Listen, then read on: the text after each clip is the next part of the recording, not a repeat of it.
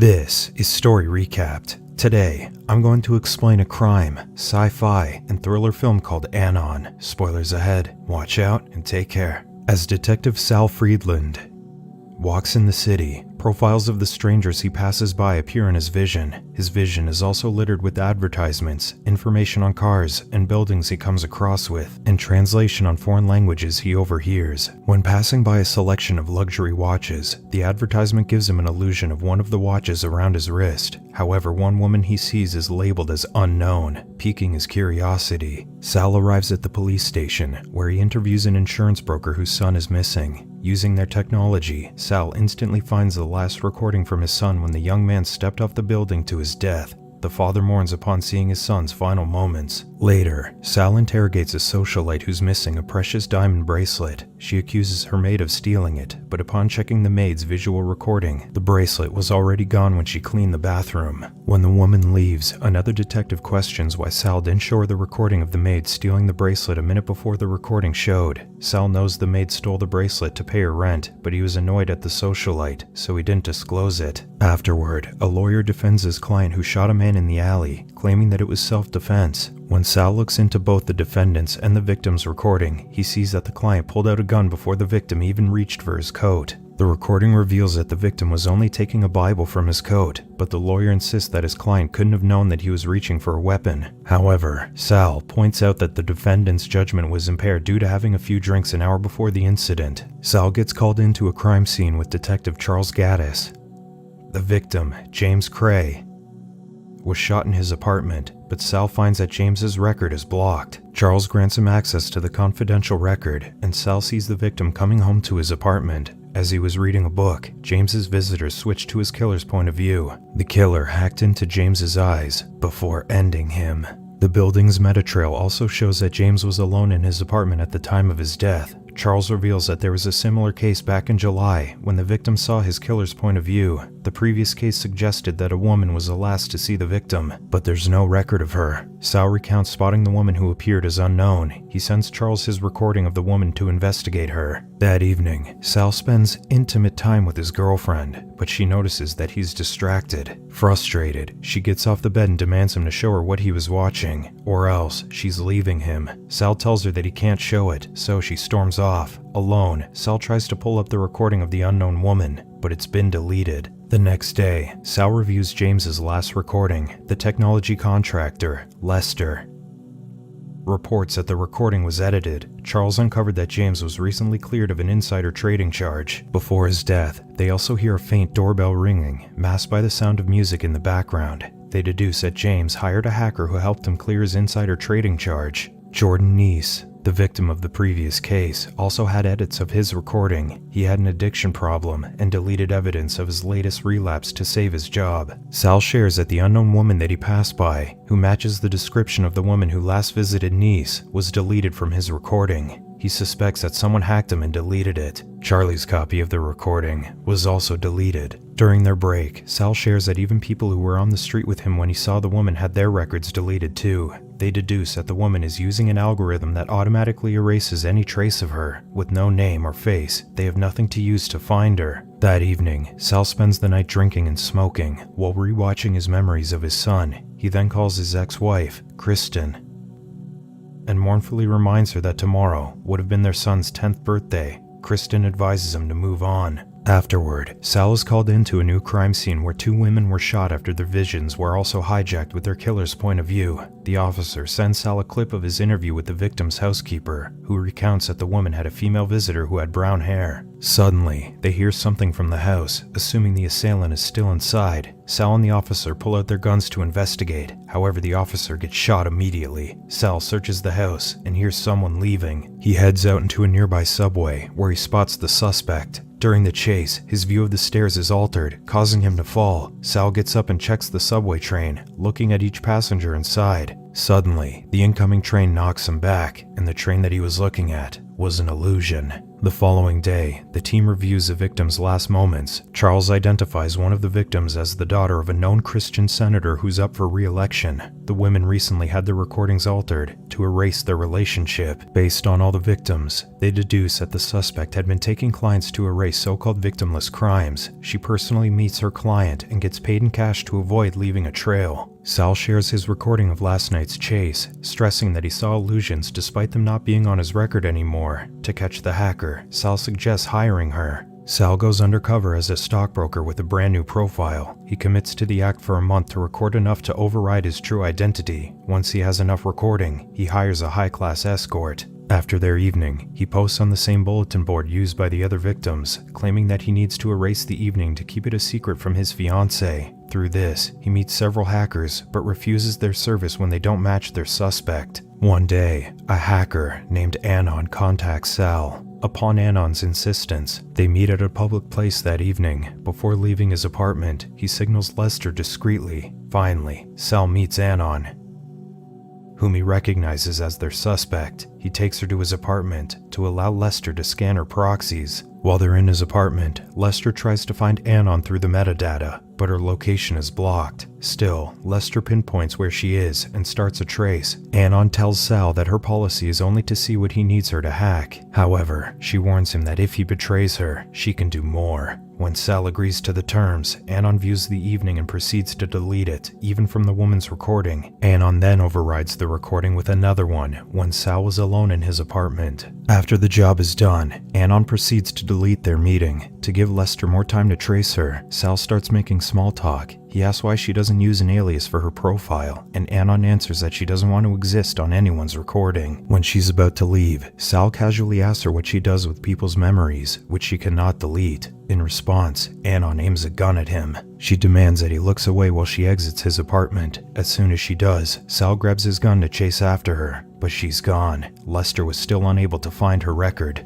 After getting back to his normal life, Charles wonders what Anon would do if she looked into Sal again. Sal believes that Anon wouldn't, since it's her policy to only look at what she needs to alter. He's then introduced to their new tech specialist, Cyrus Freer.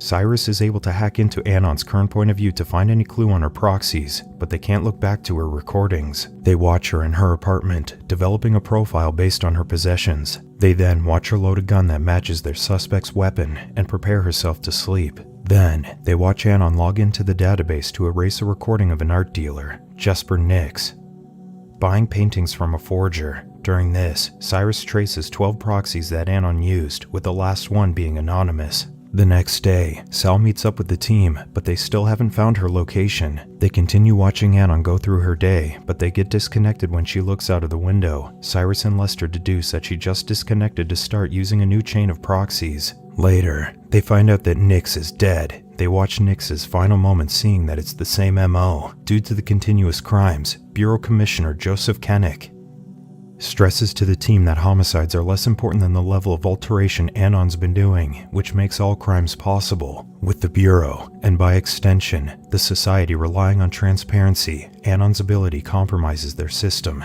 Kennick insists that they focus on catching Anon to stop her activities, regardless of how many victims she leaves behind. Charles orders Sal to go back undercover to catch Anon. Sal is nervous, hoping not to arouse suspicion from Anon. So, he asks Cyrus and Lester to patch his recent memories, as good as she did. Days later, Sal contacts Anon to allow Lester to trace her new proxy. Anon edits a recording of Sal purchasing recreational substances, though she questions if he only did it to meet with her again. After the job, Anon joins him in using the substance that he just purchased. Sal asks her if she does her job other than paying the bills. Anon claims to have no hidden agenda, but admits that she believes that the system is wrong. Sal argues that it's for their safety, but Anon claims that she doesn't feel safe. He asks how long she's been anonymous, and she hesitates before confessing that she'd been doing this since she was 18. Suddenly, Anon aims a gun at him, questioning if he really does have a fiancé when he acts like a bachelor. Sal pushes her gun away, and she leans for a kiss. The two then spend the evening in bed together. After the passionate encounter, Anon looks further into Sal's recordings and spots a glitch. The glitch allows her to uncover Sal's true identity. Sal hears her leaving and finds Lester dead in the next apartment. Anon then calls him, revealing what she knew. She warns him not to search for her. Sal is in shock over what happened when the rest arrive. Charles advises him to take a few days off to recollect himself. Sal looks back on his memories with his son again before returning home. When he pours himself a glass of liquor, he receives a message from Anon, taunting him that she can now see everything through his eyes. Sal threatens to stop her, and in retaliation, Anon sends him several illusions of getting attacked. Then, he sees himself back in his apartment, but sees that it's full of rats. Next, he sees a recording of himself, apologizing to his ex-wife for not watching their son. His vision switches to his son's last moment when he walked into a street to chase a balloon. Sal quietly watches his own memory of finding his son's dead body. In the morning, Anon starts deleting Sal's recordings of his son from his mind. He then calls Kristen and asks her to send him any recordings of their son. Since all of his are gone, Kristen freezes upon realizing that her recordings of him are also gone. He walks out of his apartment and finds the hallway on fire. Paranoid, Sal pulls out his gun until his neighbor, Thomas, catches his attention. Sal then walks to the elevator and nearly steps inside before realizing that the lift isn't there. Sal drives to the station, but his altered vision has him going straight into oncoming traffic. When Charles finds him, Sal tells him that Anon had been altering his eyes and forcing him to watch his son's death repeatedly. He no longer trusts what he sees. Charles assures him that his team has hired more hackers to find her. Suddenly, another detective approaches and arrests Sal for murdering Thomas. In the interrogation room, Sal insists that he didn't shoot Thomas. The detectives argue that one of his bullets was found on the wall near the body, but Sal points out that his 9mm couldn't have made the large bullet hole that they see on Thomas's body. He insists that Anon is setting him up, but this doesn't convince anyone. Sal is put under house arrest and is removed from the case. He leaves his gun to them and quietly goes home. While under house arrest, Sal is constantly watched by the team. He casually stares at a wall while putting a gun on his belt from behind to avoid their eyes. Sal pretends to have fallen asleep before getting up and feeling his way out of the building with his eyes closed. He knocks out the officer watching him before heading to Anon's loft. Sal reaches Anon's loft and searches for the woman. Anon commends him for finding her, but warns him that she can still see what he sees. He demands an explanation of her actions, but Anon defends that she's being framed as well. To prove her innocence, she sends him the record of when she left his fake apartment, showing that Lester was already dead when she left. Soon, the police arrive, and Anon escapes. Sal tells Charles that Anon could be innocent, but Charles thinks that it's a trick. Sal is relieved from duty and is put under surveillance. Outside his apartment, Anon sees his condition. She hacks into his recording and loops a clip of him in his apartment for the detectives watching him. Then, she creates a fake emergency report, sending the officers watching his building away. Anon then walks to Sal's building. Sal prepares his gun, but his vision suddenly gets hacked. He sees another person's point of view, who is holding a gun to him. Sal blindly attacks the person, shooting them in the leg. Sal gets hit as well, but continues to watch his assailant's point of view. He sees that Anon is behind the shooter, and when he pins her to the wall, the mirror behind her reveals that the shooter is Cyrus. Cyrus then hacks into Anon's vision to make her see what he sees.